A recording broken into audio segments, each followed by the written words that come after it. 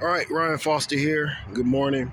All right, so this video is called American Business, Past and Future.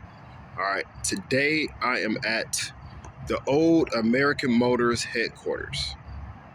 Basically, the company that Chrysler bought in '87. So this is the old American Motors headquarters right here on Plymouth, middle of the west side. It's not really an assembly plant, but it was a big facility in terms of technology and business.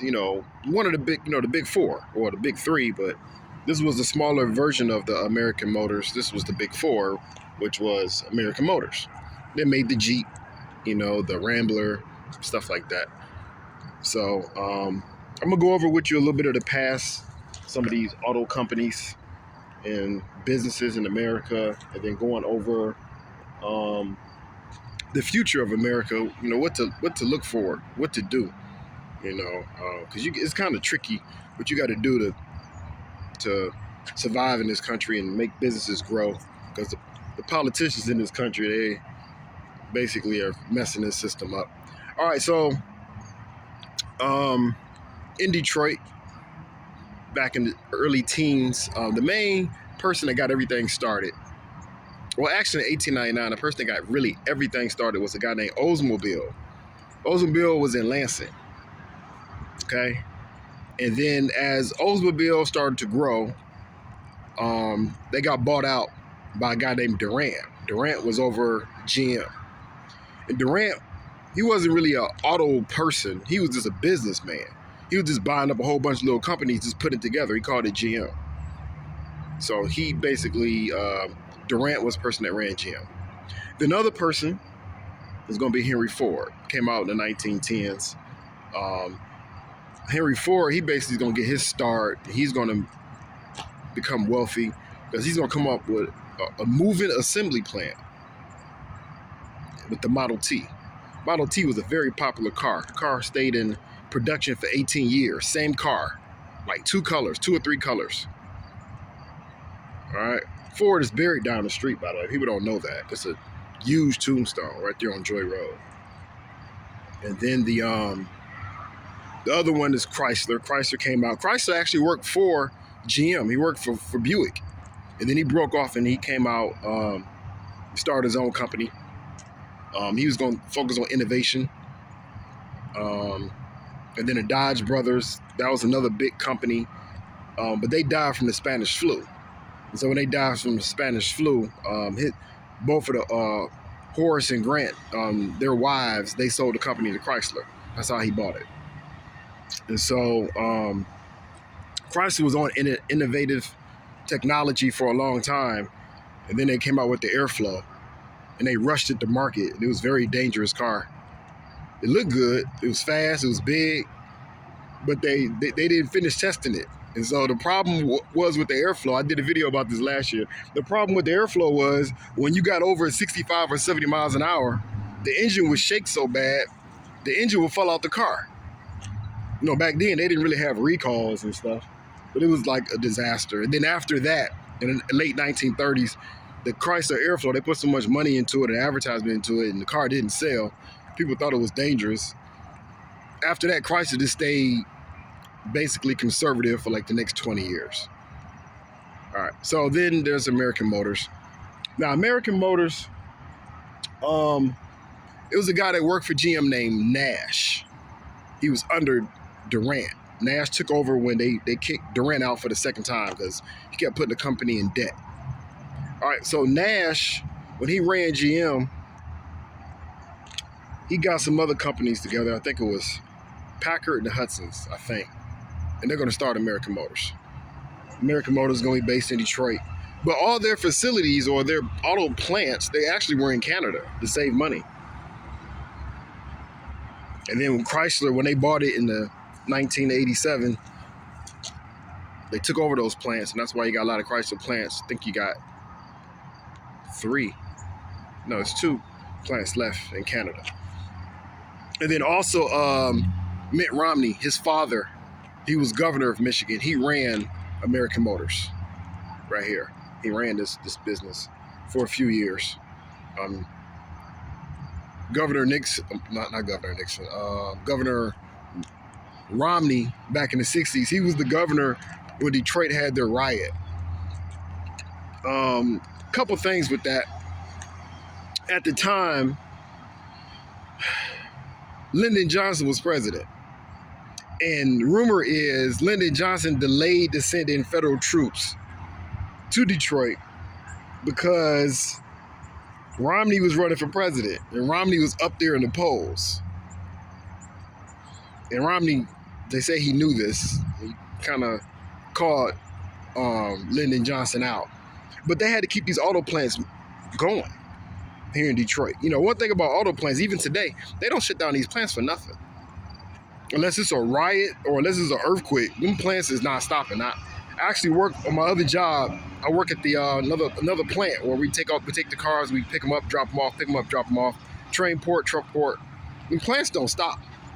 They keep going 24/7. They ship them around the world. So, American business, that's a little bit of the past for you.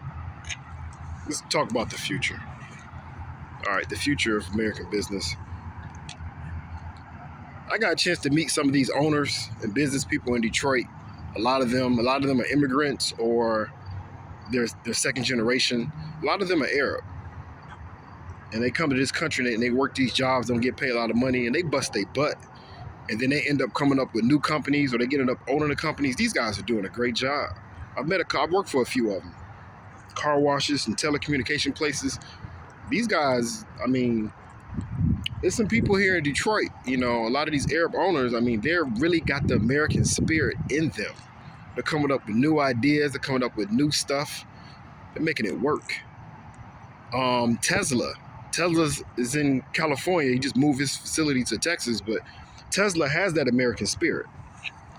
The last thing I will tell you before I end, in the 1940s, it was a guy named Tucker. Tucker was in Chicago. He had an auto company, one car called the Tucker. And the car was innovative, had 3 headlights, all kinds of new stuff at that time, late 40s, early 50s. And what they did to Tucker, the big 3, really the politicians in Michigan did this to Tucker. People don't know that, but the Michigan politicians at the time did this to Tucker. They were Democrat and Republican. So Tucker, he was, first couple months, he was doing pretty good. The car looked different, it was new. The big 3, they bought up all the raw materials, all the steel, all the tires. They bought all the, because, you know, most of your supplies was coming from all these American states and cities around the country, and Detroit mostly, because all your auto parts was here in Detroit. The big 3, they bought everything out. So Tucker, he had to go to court. He's like, look, you guys are killing the competition. You guys are trying to stop me from making my company work. You're killing the competition. And you're gonna own the market to yourself. And you're in the future, your cars are not gonna you're not gonna be competitive, and the foreigners are gonna take over. And they laughed at Tucker. They're like, yeah, you're crazy. Our enemies, Japan and Germany, there's no way they're gonna take over our industry. We own 90% of the market. Tucker was right. 20 years later, Honda and Toyota, Volkswagen came in this country, mostly in California, and it was a wrap after that. Because what they did was they brought all these little cheap cars over that ran, low maintenance, good gas mileage, just to get you in the door. And then after they had you for a few years, they saw how good quality they were. They'll come back to the dealership and they'll buy a car that was more expensive or bigger. And then they built auto plants in the US. It was a wrap. Now I think the big 3 percentages of total sales in America is like what, 25 to 30%, 33%. But Tucker was right. He tried to warn them, don't kill the competition. So Tesla and some of these Arab owners here in Detroit, you know, that's the future of American business. You know, competitiveness, out there, the grind. You know, it's just that politicians is kind of the problem now. In my opinion, Republicans, they want to cut a lot of business. They want to cut stuff off. And Democrats have good ideas for business, American business, to get stuff moving, to get stuff started, the green energy, stuff like that. But they don't have the spirit of God in them. A lot of these guys are not religious. So it's like I said, it's a void there. Republicans, they do talk about religion. They try to hold the country to Judeo-Christian values. The Democrats have better ideas and they represent all people, but they're not very religious. So they let the country fall further away from God. So like you have a void there. It's like that middle gap. Somebody has to come in and break that middle gap. We need like a future Bill Clinton or Eisenhower. Eisenhower really wasn't a Republican. He really wasn't either one. He was from the military. And they asked him after he came back from World War II, we need you to run for president. Which side you gonna pick? Like, where's the void at? Who needs a candidate? Republicans? He's like, I'm gonna be a Republican then. That's what Eisenhower did. He was the one that built the U.S. highway system. That's why you got those 5 stars on all those major freeways representing Eisenhower that built the highway system. On your silver dollar, by the way, Eisenhower. So this is Ryan Foster talking about American business. Check out my other videos on Twitter, Instagram, Facebook, YouTube. Appreciate all the people who follow me. I should be getting paid for all this stuff I'm doing, like I said, going to all these dangerous places, risking my life and risking my ankle. I know I don't move that fast. All right, so I'll look for you on the next video.